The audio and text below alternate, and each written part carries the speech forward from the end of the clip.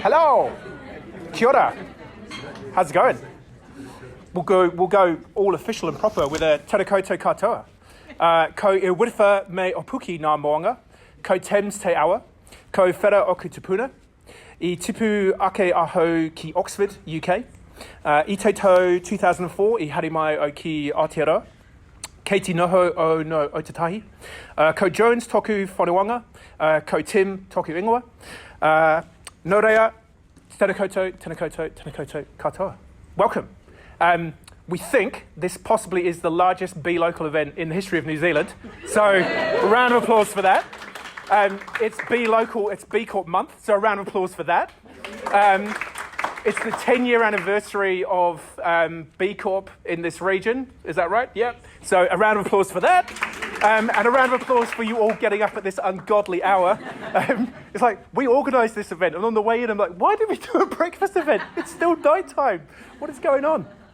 So yeah, if you hadn't worked out, this is the B Local event for Ōtautahi Christchurch for 2023, put together by the team at B Local, which is, well, we've got the slide for that. Let's go all official. Which is myself, Kathy, and Kath. We ran out of names. We had a Tim, and it's like Kathy. Yeah, we'll just stick with those. So if you're a Kath or a Kathy and you work for a B Corp and you want to come and join the committee, we take Kaths and Kathys only from now on.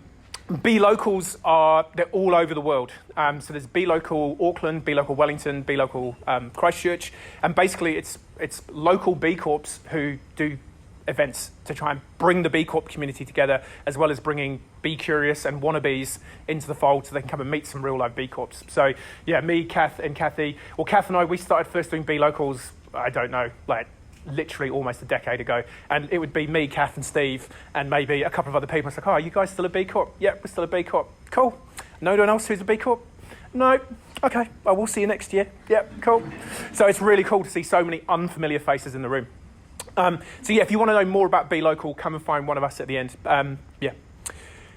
So to kick off with, well, what are we going to cover off? So we're going to have a quick intro and briefing from Francis from Kathmandu, just to let us know what we need to do if anything happens in the building or there's any crazy weather events. And then we'll have Kule from B Lab giving us a quick opening address, and we've got a little video we're going to play just to summarise some of the cool things going on in the B Corp movement around the region. And then obviously we'll hit into the panel event.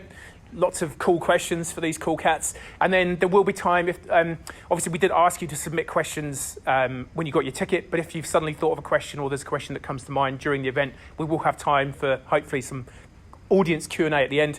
And then feel free to stick around at the end to chat, say hi, meet some cool people. Right, before we get into it though, we do have some thanks. So B Corps are really cool and they always try and support each other. So Jamie from Twice got some, did anyone try the edible cups that were out there? So Jamie got them to Kule brought them down in a bag, she got them to Kath or Kathy. It's like, it's all been happening. So thanks to Jamie. Taylor Pass Honey, Raglan Coconut, Sarah's Organics, Pix Peanut Butter and the Cheers Sisters, they all provided us with some B Corp refreshments for you this morning. So shout out to them. Also a shout out, well, I'm going to give Kaushik the shout out anyway, even though I couldn't get his microphone to work. So for the panellists, we're going to be using this phone as a microphone because we did have a couple of B Corps in the regions who were like, hey, can you live stream the event? And it's like, we'll give it a go. So yeah, we borrowed some mics from Kaushik. He's a great guy. He does really cool AV stuff, but it was my error. I couldn't get his mics to work. KMD Catering. I don't think there's anyone from KMD still around. They've all gone. If you don't know KMD Catering, they're really cool. They're a local social enterprise. All their staff basically have a disability, yet they're provided the opportunity for mainstream employment and they make great food. So shout out to them. And obviously shout out to KMD for giving us this amazing venue. Thank you so much. I'll just play a quick video to just sort of encapsulate some of the stuff that's been going on in the B Corp world. And then, yeah, when that's done, we'll get Kule to come up and just say a couple of words. So hopefully the audio is going to work on this one. Fingers crossed. 3, 2, 1. The B Corp movement or B Corp certification. I think for us, it's about being able to evidence that we're doing better and making sure we're bringing our people along on the journey as well. I knew from before I started we were going to do a B Corp, and when we did, I felt like we had secured part of our identity. So it's part of who we are. Today we are celebrating 10 years of B Lab Australia, Aotearoa, New Zealand. Initially, the movement was very much grassroots, and after setting up B Lab with 50 B Corps, that was when momentum really started to grow. There are now more than 500 B Corps in Australia and Aotearoa, New Zealand, employing more than 30,000 people and turning over more than $14 billion every year. And they're part of a worldwide community of over 6,000 B Corps. We really have an opportunity to use business as a force for good right now because there's so many big challenges that we are facing as a planet, and we spend so much time at work. It just makes sense to be solving those problems, and B Corps are leading the way. The B Corp movement is united by a vision of creating an economic system that is inclusive, equitable, and regenerative, that benefits all people and planet. As a B Corp, we're going beyond by putting purpose ahead of profit. Ultimately, it's about the whole system and not just the leading edge. We're a global force now. The change is happening. B Corp offers a model for businesses to continuously improve their impact. Sometimes you have to just begin, and the great thing about the B Impact Assessment tool is it is free of charge to dabble in and play with initially and understand what it might take to become a B Corp. You know, that whole idea of when you change the way you measure, what you value, behaviours change is just so true. If we can drive those values of B Corps to become, that's just ordinary way you do business, we'll respect and value those things that are living systems in a much better way. The next step for the B Corp movement, I think, will be more collaboration between a much larger family of B Corp businesses, a larger understanding from people looking out for B Corp businesses, and maybe even starting to influence governments as a B Corp collective. Where we are today is in a very different place from where we were then. It was about collecting those people, and now it's about pushing this movement forward so that we can have real systems change, impact, and really disrupt the way things have always been done in business. Now that we have a collection of organisations who are like-minded and values-aligned and do business in a similar way, what can we do together that we can't do apart? A new future is possible, a place where people, planet and communities prosper. If you haven't started yet, what are you waiting for? Nice. Yep, you're good. Cool. Kilo. Round of applause, please, for the amazing Kilo.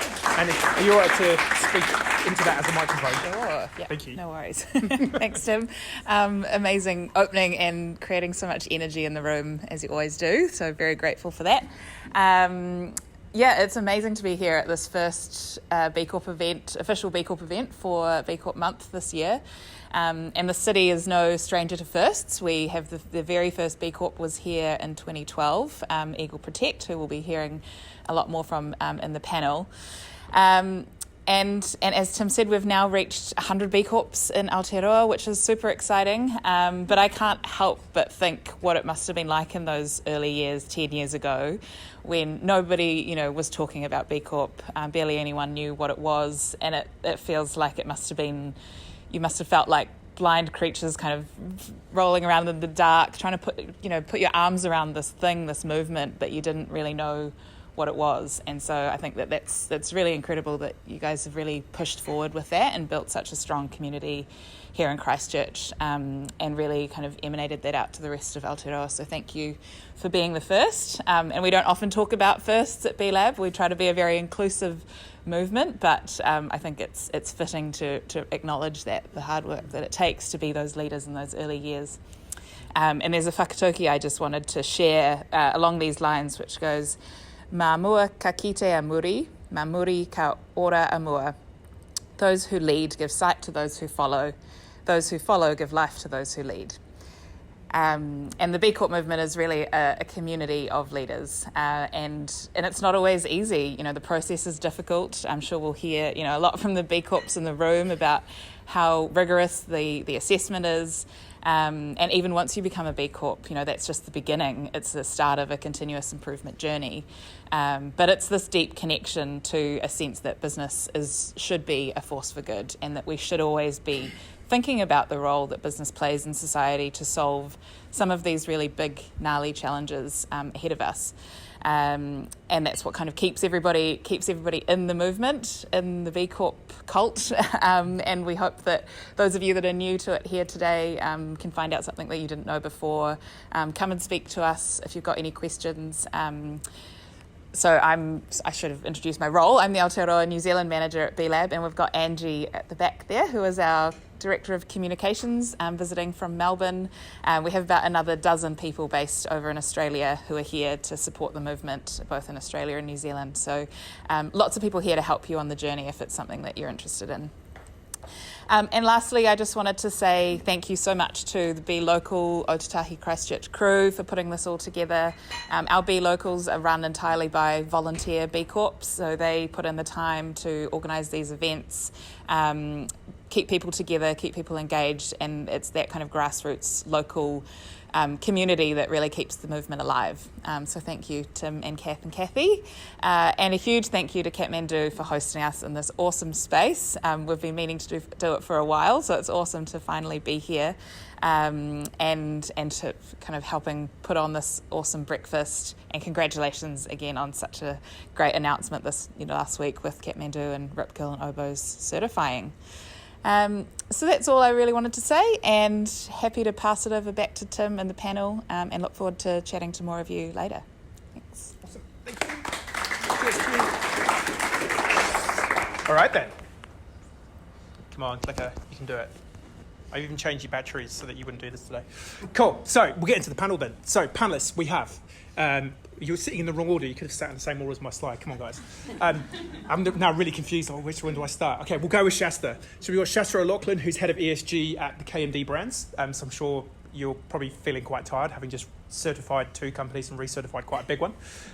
We've got Steve Arder. So Steve, CEO and founder of Eagle Protect. They were B Corp #1. They're so B Corp, they were a B Corp before B Corp was even in New Zealand. It makes sense. They certified in 2012, and B Lab didn't get to New Zealand until 2014. So Steve had to ring America and go, hey, I'd like to be a B Corp. And they're like, who are you? What are you talking about? What's going on? But we'll unpack that. We've got James Stewart from Gemelli Consulting, a fairly recent B Corp, late last year. And Kylie Matthews from Our Period Care. You certified a couple of years ago? It feels like you've been a B Corp forever. It's because you're just so awesome. You've just always been like a B Corp. So so these are our panelists. We've got questions already. Like I say, that you were submitting when you when you got your free ticket. But if you get a question that you kind of think of that you'd like to ask, there will be some time at the end if we haven't completely run out of time. So to get us kicked off, find my specs. So you might have noticed that the theme for B Corp Month this year is We Go Beyond. And so I guess that's, as B Corps, some of the overarching messages, no pressure now with the Director of Communications in the room, some of the overarching messages of how B Corps go beyond is, beyond business as usual, beyond greenwashing, beyond just maximising profit. It's like, how do we actually balance the purpose and profit? So that's kind of like the context. But one of the questions we did have, and then I'm going to pass my microphone. I'm going to use this as a microphone for the... I'm going to go to Steve first, because he is the first B Corp in New Zealand. Thanks very much. What made you want to become a B Corp? You guys may as well go home. So, how long do we want? We're going back a bit in time. So that was 2012. Linda and I, who's sitting in the front row, set the company up in 2006. And a big part of it was we wanted the company to be exciting to work for, even though we may not be the most exciting product, which is disposable gloves and PPE.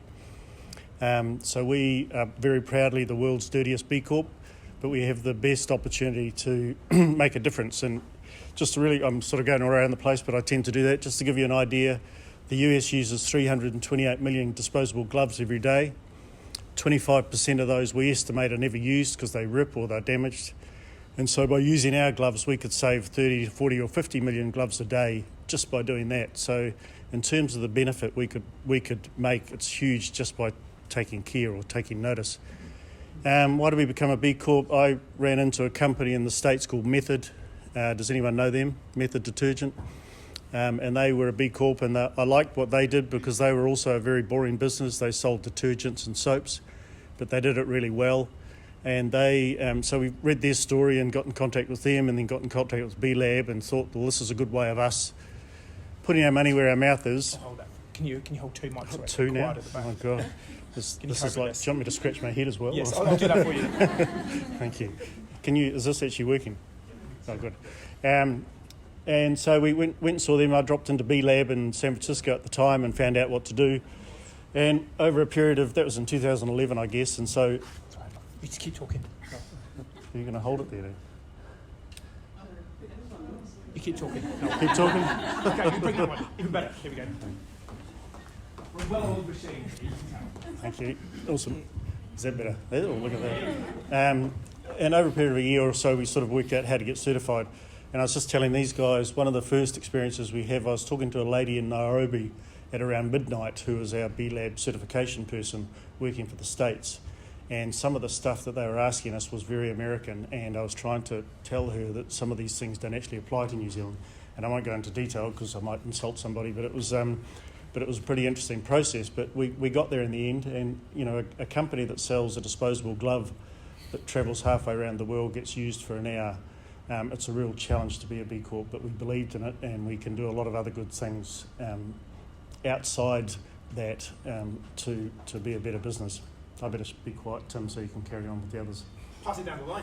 Yeah, both mics. Both, sorry, yeah. James the Pro, who's on that. Same question, was it? Yeah. Which was? Why did you? Was it that long? Yeah, it was. What's for lunch? So for us, it was a few things really. It was sort of a sense of accountability. We knew that we were on a journey of doing epic stuff for epic clients and helping them unlock social impact in their worlds and environmental impact in their worlds.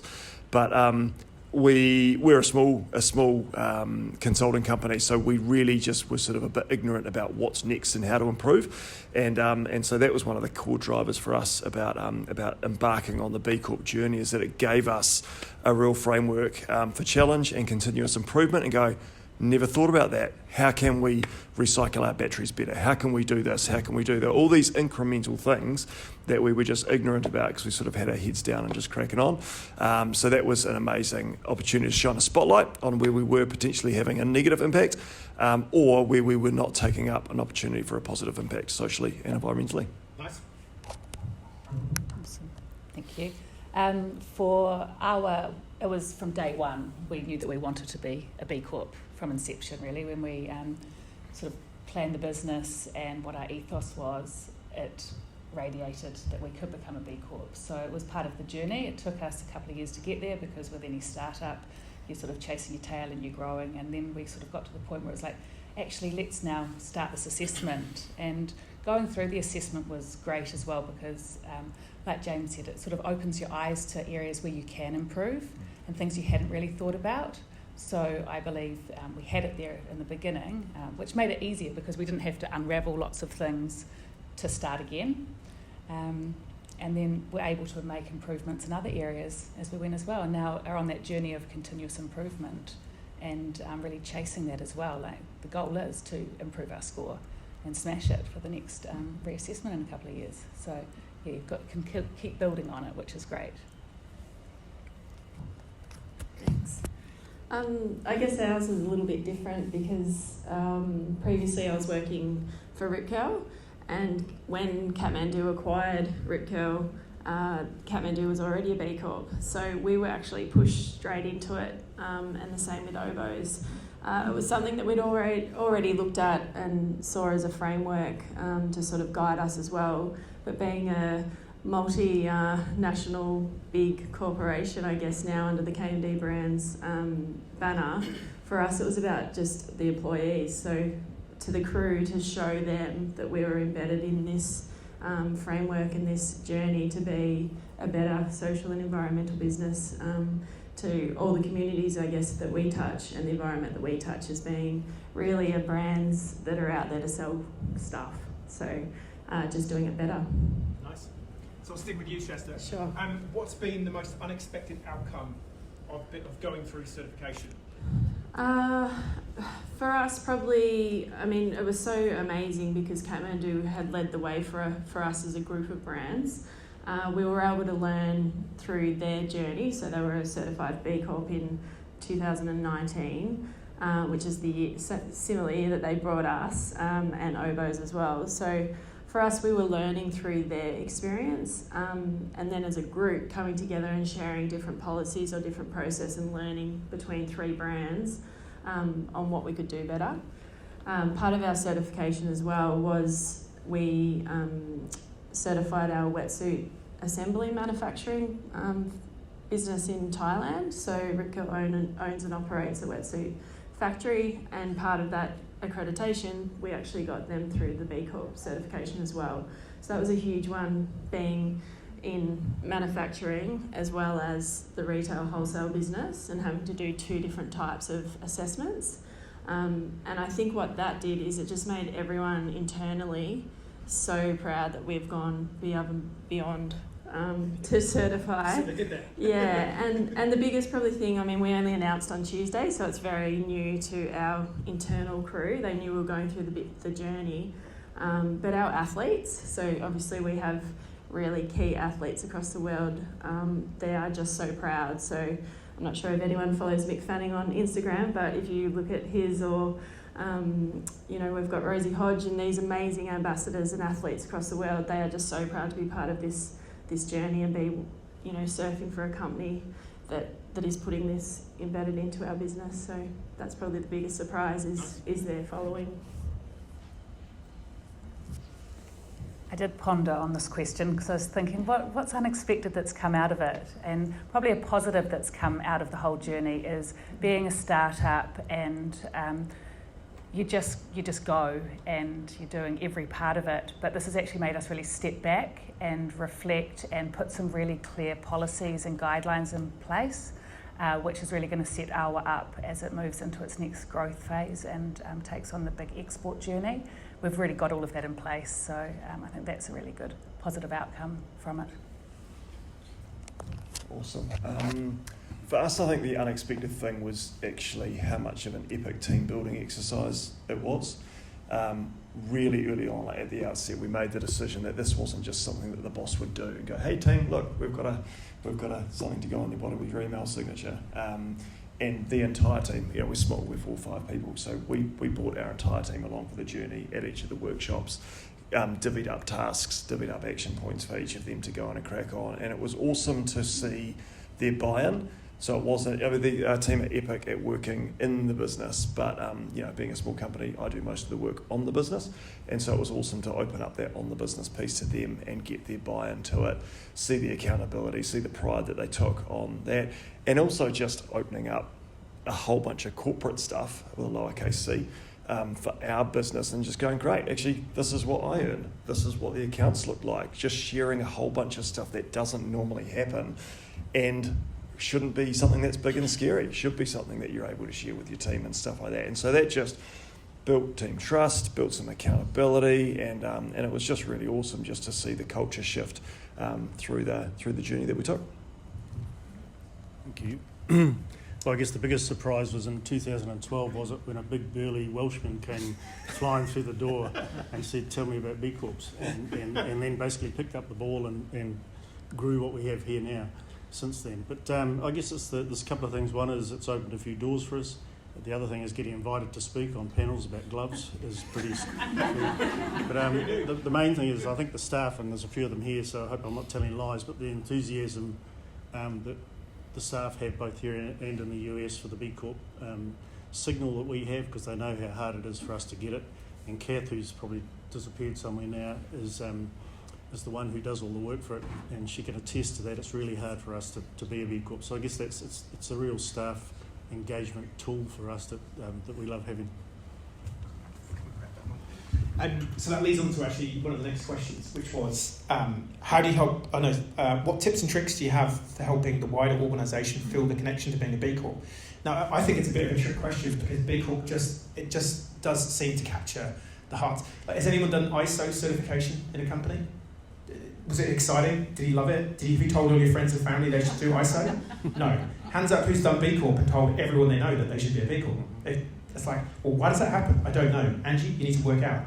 So what did you do to get the team on board? Because back then it was like, now people might know what a B Corp is, but back then it's like, Steve, what? It's like, you're confused. What's going on, man? is you might have to put me under hypnosis to remember these things because it's so far ago. But I just think people were really interested in it. We used to go to a trade show in Germany every year. We still do, and drop in on the States on the way back, and that's how we found about it. So it's telling the stories of people like Method, Ben & Jerry's, Patagonia, who were already B Corps, and those names everybody knows. So it was pretty exciting, and I think people just got on board. It gave us a point of difference in terms of being able to tell our story. I do remember, and I've told this story a lot, that one of our big customers at the time said, "Steve, people just don't give a shit." And that was exact words. He now doesn't believe that. But the good thing about that was I said people do. Companies may not, but humans actually do give a shit about workers' rights and the environment and building a good business. I'll stop, otherwise I'll carry on. For one night only. Yeah. I think ours is sort of similar in the sense that I guess the layer for us was that it actually was really helpful to help clarify a bunch of our strategies and our why as an organisation. We were coming up 5 years old when we started the B Corp journey, and it really, and we'd been bumbling along's a term that gets some negative press, but I think it's a great term. But we'd been ticking along, head down, doing the mahi that we really loved doing.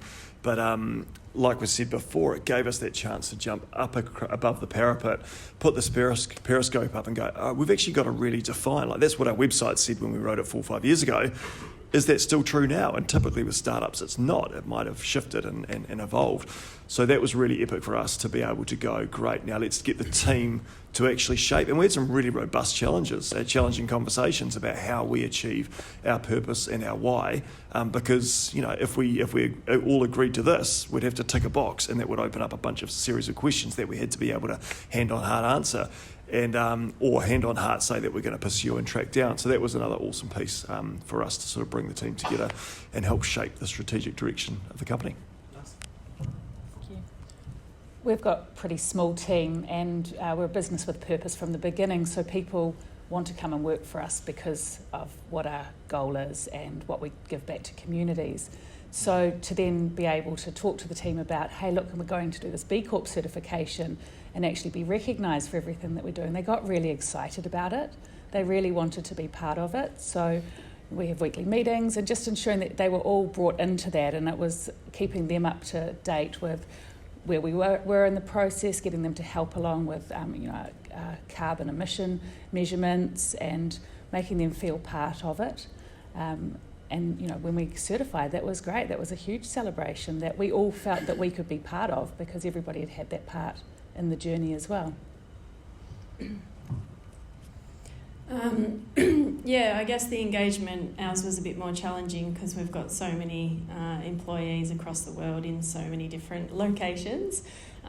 So as part of the recertification under KMD Brands, we've covered countries like Brazil, Thailand, Indonesia,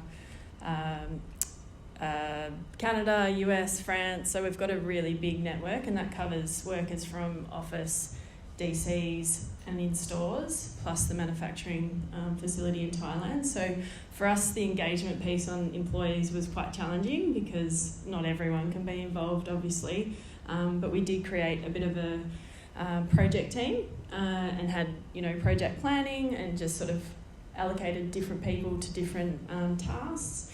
And then we actually, because ours was a little bit different with 4 certifications under one, so we did 4 BIAs under our one certification.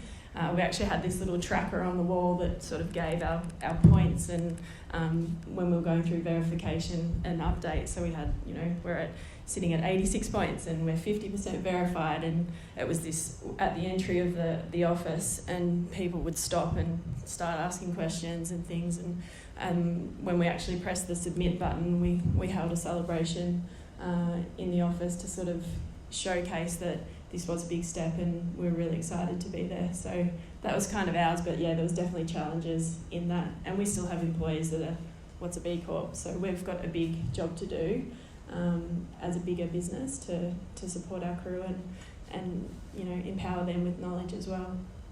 Cool. Right. You know that one for me. Awesome. I think the key is that you've got to bring the staff on the journey. If you do it in isolation, you're missing a massive opportunity. Like, if you think about your stakeholders, if you can get your employees on board, then get your customers on board, then get your supply chain on board, then get your investors or other concerned stakeholders on board, then you've got to pay your certification fee back like 50 times. That's my theory. Don't quote me on that number. That's just hashtag this is not accounting or legal advice, etc. You guys do financial advice, so you got covered. There's some form of Cool. So there was a couple of questions about supply chain, which is possibly less relevant for James, because your supply chain's quite small. You buy some paper and some laptops, maybe. You're a bit like me. However, the other three, you possibly have some supply chain stuff. I think you've got a lot of supply chain. Yep. Yeah. So two sort of questions on supply chain. So what is the biggest pain point for B Corps in supply chain on the B Corp journey? And how do you best assess suppliers and choose the most sustainable options, particularly when there might not be an option in New Zealand for that supply? Or even in the world for you? Yeah. Huge question. Supply chain was obviously a huge part of our assessment. We were really lucky because we've actually done an amazing amount of work already within our supply chain.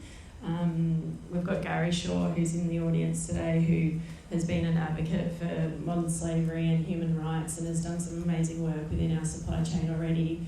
And with the acquisition, our compliance program was all filtered through one team. So we've sort of learned through the three businesses, I guess, what works, where we can have impact, and the conversations we should be having.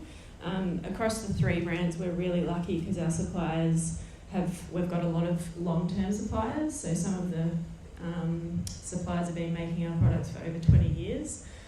So you can have those conversations with those suppliers because they're on the journey with you. So it's about having the conversation. I think the more companies that are moving with the B Corp movement will then impact our supply chain, because obviously that's where your emissions are happening and that's where your impact is. If they can come to us with better materials to create our products, that's obviously going to have an impact. So if we're pushing, that's the bigger piece of the puzzle for us. But also, I guess, trying to figure out what are the right tools to actually gather that information. So what the B Corp assessment did for us is when we had to have an actual framework that is going to count environmental impact of these suppliers. So we started to roll out the HIG portal, and that was something that we'd looked at previously, but now it made sense, and we had the backing of the B Corp certification to actually invest in those systems and onboard those suppliers with it. So that was probably one that it's not the most, some of the products we're making, they are harsh, but you are looking for better improvements in chemicals and better improvements in production, and that's all part of it. So I think you will prioritise sustainable, more efficient suppliers, but there is a challenge in that space because it's just not there yet. So yeah, definitely a challenge.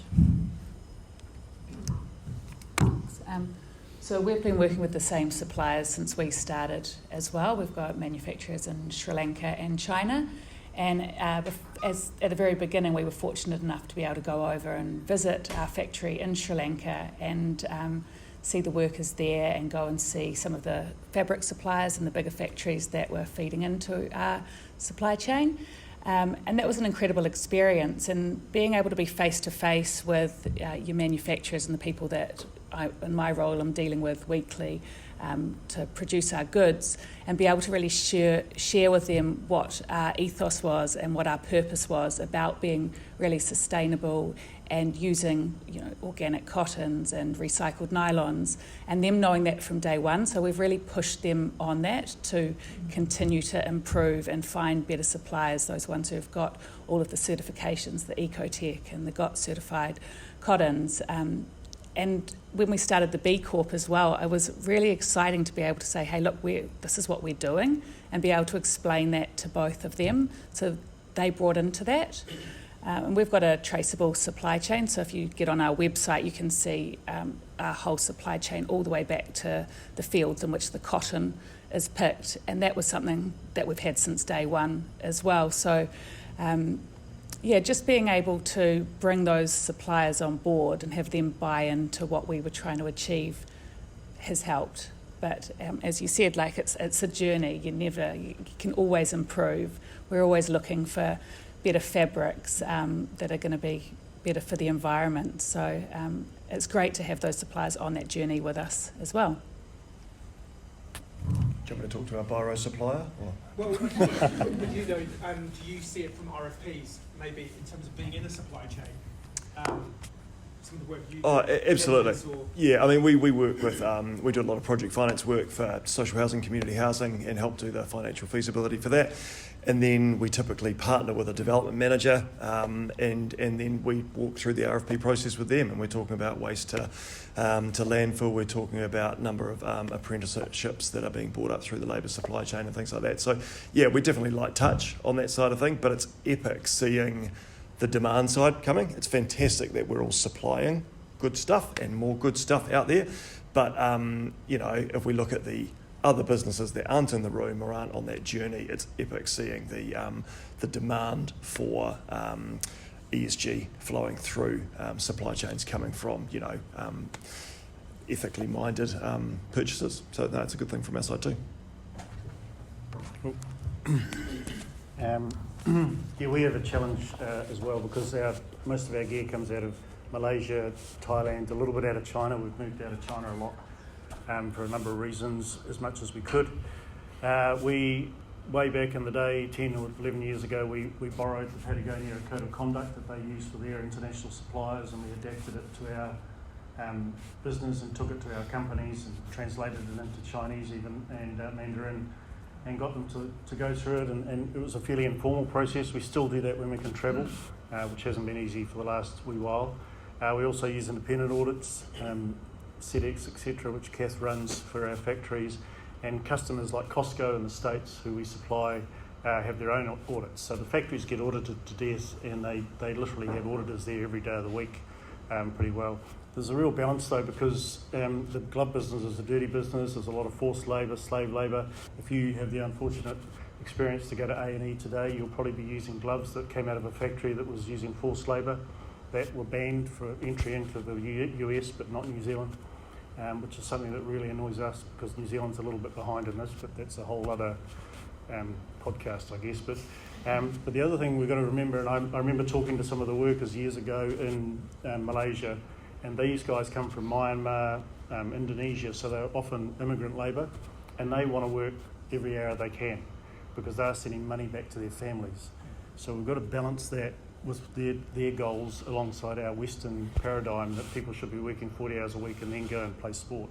It's a different world, so there's just that balance that we've got to remember in terms of what we're trying to enforce on people. I'm not saying they should be working 120 hours a week, but there's just that sort of balance.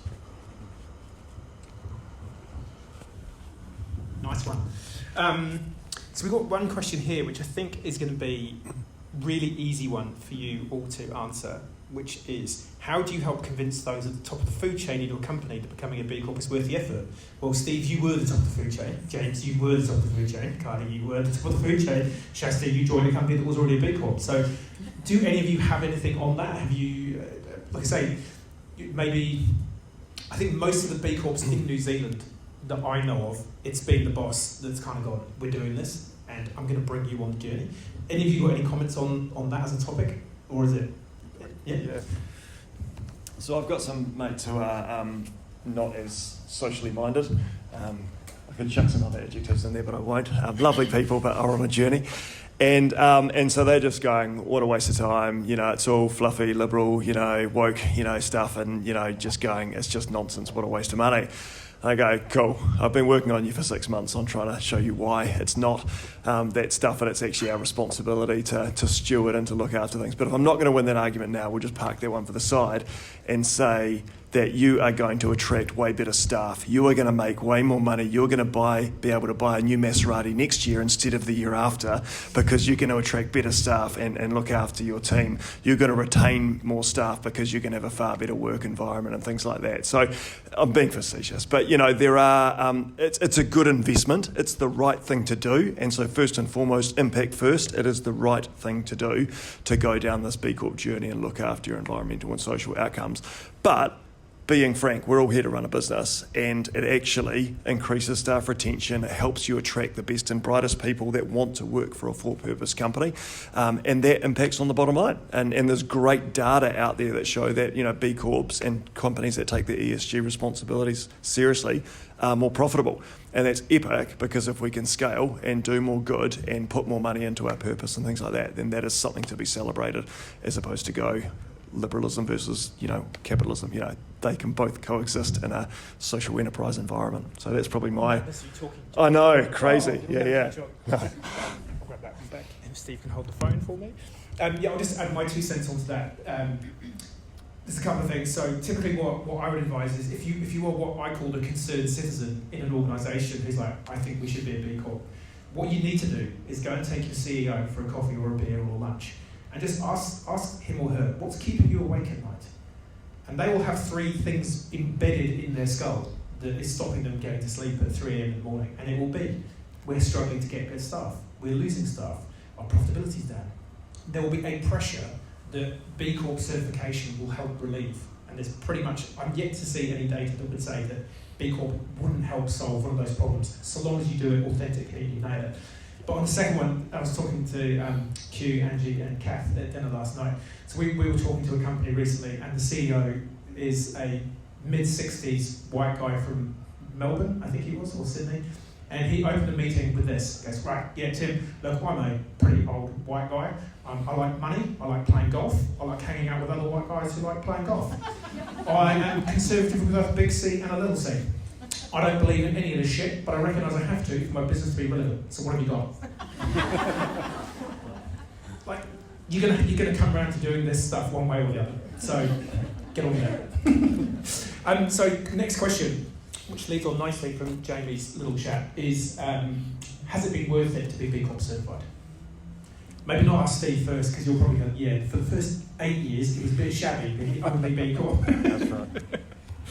No, it was, I can't, you got my hand around the wrong way. Sorry. So, I mean, of course it's been worth it, just to connect with people like yourselves and around the world, and and it gets you in places. Our first office in Oakland in the States was from another B Corp who gave us a space deep in his big office products office, and so you just get in there. I mean, it doesn't mean you get the business, you still have to be good at what you do, and that's the way it should be. But it's been worth it. But I echo what Jamie said as well. It's like we're in business for profit, and we don't pretend otherwise. We're not a social enterprise. We certainly have a lot of social goals and all these sort of things, but we've got to be a good business and a robust business to do the good that we want to do. We're not going to be good in the bankruptcy court. We've got to be a strong business. So, and that helps us be a strong business. So it's a no-brainer for us in terms of the benefits for the business and outside the business as well. Yeah, no, absolutely. I mean, from a staffing perspective, attracting better people, from building a better team culture, to clarifying where we want to go and how we're going to get there and what the incremental next steps are, and keeping us accountable on that space there. It's been a fantastic journey. It's not an easy journey. It's definitely a lot of mahi in that space there. So yeah, definitely get a good consultant to help you along the journey would be my advice. That's what you want me to say, eh? I mean, 100%. It's definitely been worth the journey, and to be here, just to echo what others have said, to come and have a network like this, to be able to collaborate with other B Corp businesses, find out what they're doing. So you're always on that journey of improvement, and to be able to set up a really clear framework for moving into the future with the business. I think a good example was us. When we launched, we said we'd donate 5% of all underwear created to help eradicate period poverty in New Zealand. And that's what we were doing until we started on the B Corp journey. And because we were sort of struggling a little bit, like, how do we account? What is 5%? Is it 5% of what's been made? And is that once it's just left the factory and coming to us? Or how do we really account for this? And then going on the B Corp journey, we switched that, and it became we're donating 2% of our annual revenue by way of product donations. So suddenly we had a really accountable way of measuring it. And now we can actually share really, really accurate numbers. So to date, just to put it out there, we've donated over 27,000 pairs of period underwear to people around New Zealand. Help eradicate period poverty. Is it maybe too soon to ask you how good it was going through the assessment in another week? Or are you still on the high of getting the result? I'm on the high, but I've definitely got some feedback for the B Lab team about the assessment process, and the biggest thing for me was we just need the questions numbered. I think I did I was on one of these, so in Torquay, where I'm based in the head office of Rip Curl, they've got a great community group that are doing exactly the same as what you guys have here. And same thing, it was one bit of advice for B Lab. It's like, we need numbers on those questions, because the amount of times you're scrolling up and down trying to find the question that is relevant. I mean, yeah, definitely it makes sense for us. We're a group of brands that enjoy the outdoors, from surfing, hiking, camping. So B Corp is the certification that actually instills all of that for us. Gives us a framework, gives us power to go to the higher people in the business and say, we actually need to do this, or we would be at risk of losing this certification. And I think once you're committed to it, you're on the journey and you're just going to have to keep going. So I think for us, it's probably about getting other bigger companies on board, because I think there was some learnings through the assessment that it is focused for smaller companies, the assessment process. And I think the whole majority and 50% and 80% and all that caught us up a bit.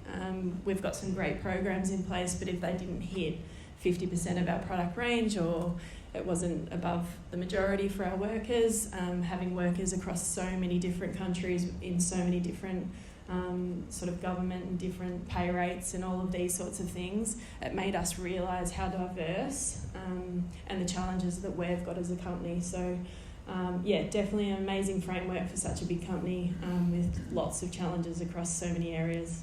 Yeah. Thank you. You can be my mic holder Sure. again. When you guys certified, did you meet Tim Loftus? He was the brand manager at Kathmandu. I think was Francis here? Yeah. He was like the guy driving, and when he sort of rang me and said, we've done it, I'm like, holy shit, we've got like a huge company that's a big Corp. This isn't me, because before that it's like Eagle, no offence, but, or me, or, a small company somewhere in New Zealand, people are like, B Corp, who are these people? And suddenly it's like, oh my God, there's Kathmandu, like, okay, this thing is legit. So, don't underestimate the power of what you're doing. And then obviously there's Kiwi Bank now, there's Co-op Bank, there's Sinlay,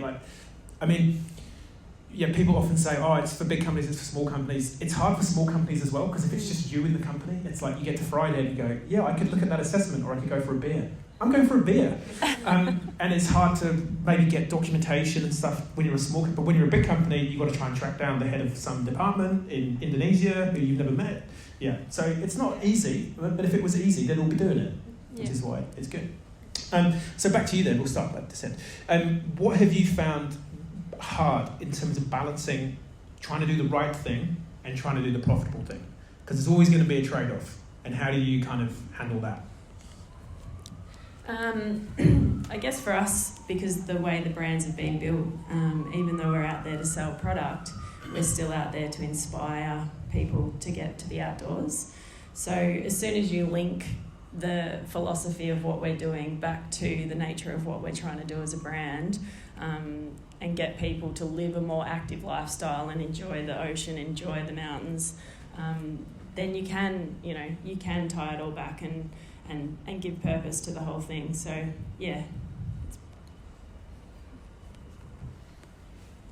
we've just built it in from the very beginning that we are going to be donating a certain amount of our underwear to help eradicate period poverty, and knew that our supply chain, that we were going to be using organic cottons and recycled nylons, and so we knew that was going to come at that higher price point. So probably one of the biggest challenges for us over the last few years is when we launched, we were about the 4th or 5th period underwear brand in the world and the first in New Zealand, and now there's thousands.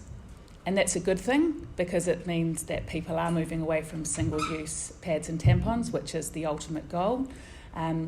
But there's also now a race to the bottom. It's in supermarkets, it's in the warehouse, it's in Kmart. There's underwear that's now coming back testing positive for PFAS, which is a nasty chemical that can really be toxic to people. And so we we have all of our underwear and fabrics tested for fluorine, which is, if you've got detect fluorine, you're going to have PFAS. And so we can share all of those results and have that accountability. But it's definitely proving challenging when there is underwear selling for less than half the price and probably for less than what we can produce it for. And so it comes around to sticking true to what we set out to be, which is a brand with purpose, to be able to give back to our communities, to stick true to being sustainable and having that whole supply chain, knowing that everybody along our supply chain is looked after. And, you know, it was working for us because we've got a beautiful story to tell that highlights all of those things. And we've got our loyal customers, and we just continue to grow that base because there are always going to be people who are in a position to want to be able to buy from businesses with purpose. There will always be people who are price driven, and that is just the nature of the world, and that's okay. I guess the bigger picture is that we're all moving towards a reusable period product, so we can be part of that journey and support that. Awesome. I guess for us, it was that inherent tension with how we achieve our purpose. So from the get-go, when we set up the company 5 years ago, our purpose was to destroy poverty. And we just knew that was just our non-negotiable purpose. And so we do financial feasibility work, we do business case work, we run strategy workshops for clients, and we give away 100% of our profits to KidsCan to help feed kids at Haere Community Campus, and to Habitat for Humanity to build homes in Nepal.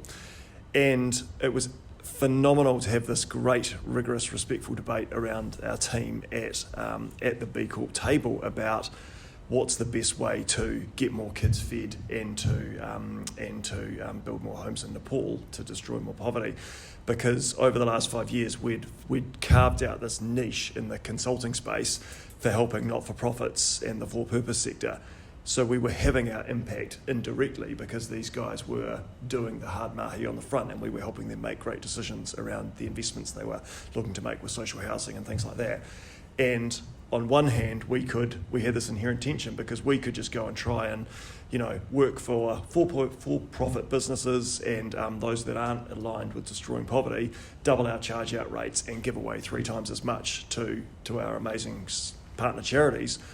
Or we could stay in our lane and do what we really felt passionate about, was working with epic community organisations and then donating the profits out to that. So that was the inherent tension that we had around, because we had to put it on paper, how do we, what's our BIA, how do we actually achieve our purpose? And so we eventually settled on having that split purpose of solely focusing on impact-based entities that we would partner with. So we're saying no to purely for-profit entities, and then but maybe sacrificing a bit of ability to make more profit to give away. So really stoked to go on that journey with the team, and because it wasn't just me waking up and going, hey, went for a walk on the beach on the weekend and this is what we're doing. We actually workshopped it, and we wrestled and we waxed and waned and went back and forth.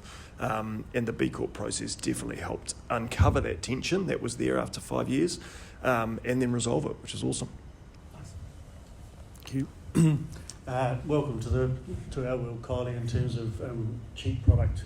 We've always faced the battle of having incredibly cheap product out of China in particular that we're battling against, and we're trying to do more. So that's the challenge. And so I guess the risk is we don't do more because we've succumbed to that slippery slope down to the bottom. The marketing team have put in a really cool QR code system from a New Zealand company called Arfido that traces our gloves right back to origin and has all sorts of things that it adds value to the customer. It's trying to explain that. I can tell you now that if you go to your dentist or doctor, that 50% of the gloves that they buy have got fecal matter on them, and they also have salmonella, listeria, you name your poisons, staph, strep, everything like that, because there's no testing system and no checks on arrival into the country. So we do that for our customers. So there's all those sort of things that we don't need to do and are tempted not to do sometimes because they add to cost, but not tempted for very long not to do. It's part of what we offer, is offering people a better product that they'll use a lot less of over time. You guys still the only B Corp PPE company? Yeah. That's shocking, isn't it? Like after however many decades of a pandemic, there's only one PPE company that's a B Corp. I spoke to one in New York a couple of weeks ago who's considering it because he's been looking at what we do. He's very similar minded to us. socially responsible company, but he said it's so much work, he doesn't know how he's going to do it. But so there may be two eventually in the glove space. We're almost out of time. Are there any questions from the audience before I've got a couple more that I can chuck in? I just thought before we run out of time. Or are you all in a stunned existential silence? It happens. I know what it's like. No questions? Cool. Go for it. Let me just grab it. With the supply chain. I don't need that. Because we're recording it for people. So with your supply chain dilemmas and getting your suppliers on board on the journey, what was the biggest resistance that you had to that? To anyone in particular? Possibly Shasta? Anybody? Well, yeah. Shasta, Steve, Kylie. I guess the reality is cost. Better materials cost more, but if you're invested in it, you'll pay more, the company will pay more. Looking at waste from supply chain, what are they doing with the waste produced through creating our products, and having that conversation. I think it's a challenge in any industry, because if the factory manager or the owner of that business is not invested in environmental, doing things better, you're always going to be faced with resistance. But I think it's up to us as a brand or the customer of that industry to be pushing those suppliers further. I mean, there has been a lot of government intervention to create, better industries in the overseas manufacturing, but we can't just rely on the government to do it, so we have to be asking those questions. And I think as soon as you start putting it into the conversation, then the next time you go and visit that supplier, they've got a presentation for you that has a slide on what they're doing in their community for the local people. And that probably wouldn't have happened unless the customers that are going to those factories are asking those questions and putting a little bit of pressure on. So it's just the conversation starter, really, for me. Anyone else? Yep. For us, what we would ultimately like to do is be able to measure our emissions further back than just our cut, make, sew manufacturer. We'd really like to be able to see what the emissions that are coming from the ginning and the spinning and the dyeing mills that are ours emissions. But that's proving to be really challenging, because we are a very small business in the scheme of what's coming out of those factories, and to actually be able to dial back and get them to be able to put a number of how many hours or what machines were used and be able to get that. So that's the ultimate goal, is to be able to measure and then offset all of our emissions all the way back to the cotton fields, really, from the picking of it, the transport to all of the different factories along the way until it gets to us. At the moment, we're only really measuring from our Sri Lanka manufacturer, because they solely make for us. We can measure the emissions that are coming out of there and be able to offset that, but really we can only really effectively measure the emissions from when it leaves, so the completed product leaving our two manufacturers and all of the freight and all the way through all of our business operations in New Zealand until it gets to the customer's door we can measure. But the ultimate goal is all the way back. Let's pass. I guess that our suppliers tend to see us as a breath of fresh air, because we're not going in and saying what's the price. It's all these other things, and they see us having a point of difference generally. I mean, we still have to be competitive and all that sort of thing, but and they know what we're doing with our testing. We're keeping in the loop on that, and our QR code supply chain, so they know we're serious about it. So I think that's the main thing. It's sort of we're giving them enthusiasm for our cause by just seeing what we're doing, as opposed to a lot of their customers that just want a cheap glove. Has anyone walked away from a supplier that won't buy in? We've used I'll pass on, but we've used our suppliers for over a decade now, and so most of them, and well, all of them actually, and longer. So we've never had to push them away. I've been to some factories which, if I had more time, I'd make you sick. And so we've had the opportunity to use factories that we've walked away from because they're just so bad.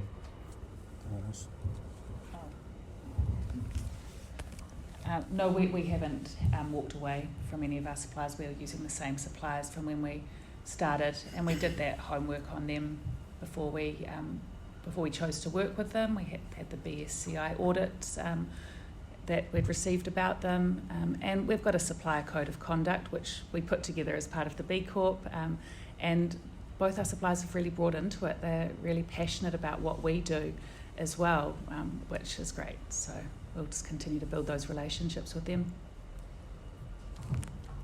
Yeah, we definitely have. If they're not on the same journey as us and not invested in this space, it's definitely the sourcing team's responsibility to find us someone better.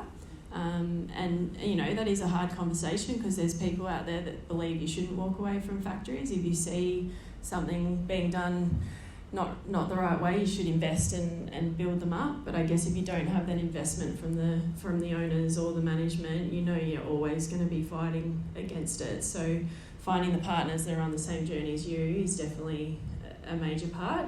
I think accreditation and things like that is definitely coming in. So supply chain, I mean, there's so many different certifications from your mills, your farming and traceability. That's like a whole nother area that is becoming very, very important to us. We've always sort of tracked and traced and had nominated mills for fabrics because of the technical features of what we make. But then trying to push them in lowering their emissions and things is a really big challenge. We've started using the HIG portal, so part of the B Corp assessment, you know, it's how are you tracking your waste, your water, your energy usage and your chemicals within the supply chain. So using the HIG module, which is a self-guided program that factories actually do themselves.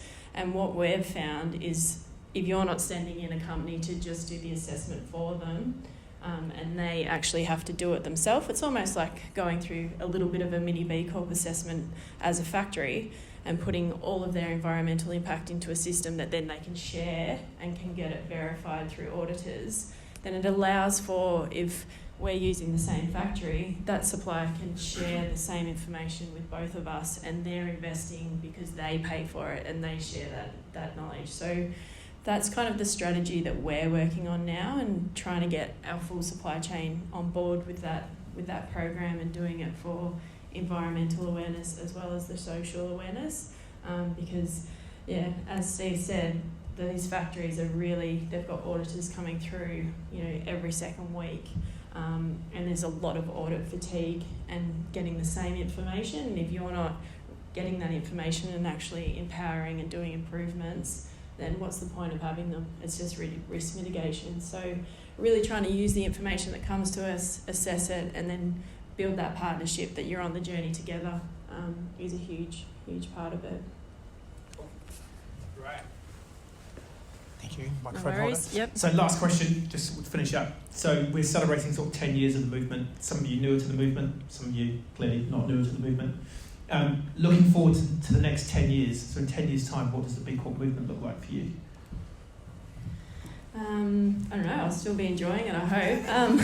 I think there's... You'll be on recertification. Yeah, yeah, exactly. Maybe you'll be a bit fatigued. Oh, hopefully we'll have some other brands and we'll be driving, you know, going beyond for those companies too. So I think for me it's probably really about the connection with B Lab, and obviously being kind of newer to the movement and the community, just really trying to get the B Corp message across, because I think we've even put it on our FPOS machines. You answer a question, do you know what a B Corp is in our Australian business? And at the moment the stats is showing pretty low.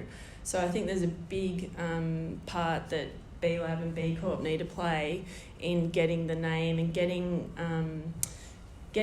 the robustness of this certification out there to prove to customers that it is better to be buying a product that is B Corp certified.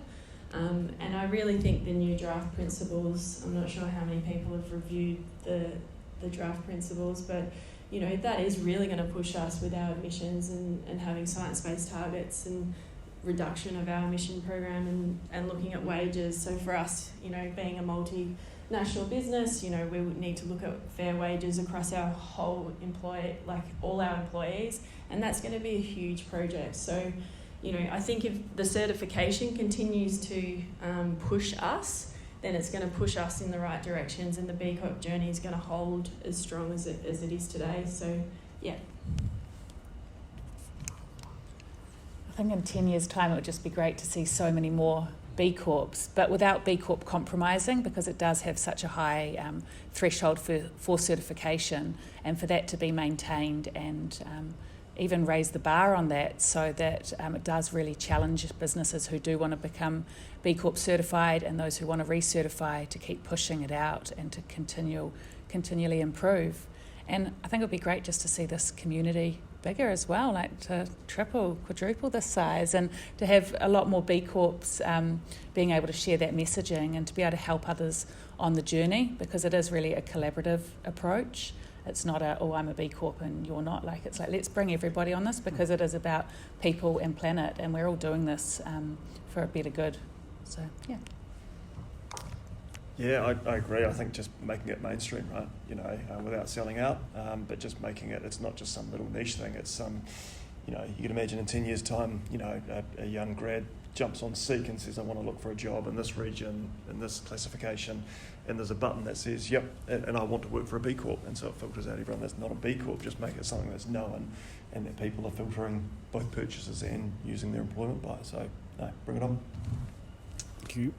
I think all those things, and that it's just becomes the norm. It's the standard for a good business that people use, and I think B Lab will have to work hard to keep it open to the whole community, from whatever spectrum they come from, because we need the 62-year-old, middle-aged, whatever, white guys and everyone else to be on board and see the benefits for whatever reason.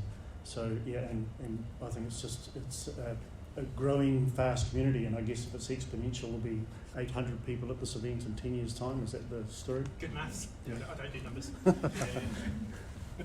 Awesome. I will relieve you of all your mic holding duties. Thank you. You did a great job. Thank you. So hopefully maybe in 10 years' time, instead of it being we go beyond it, we're just business as usual. It's quite boring. Like, why are we meeting up to talk about B Corp? Because we're all doing it. I mean, that's the plan, eh? So massive round of applause, please, for our panellists. They were awesome.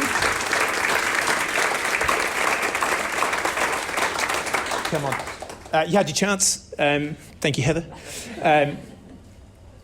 Come on.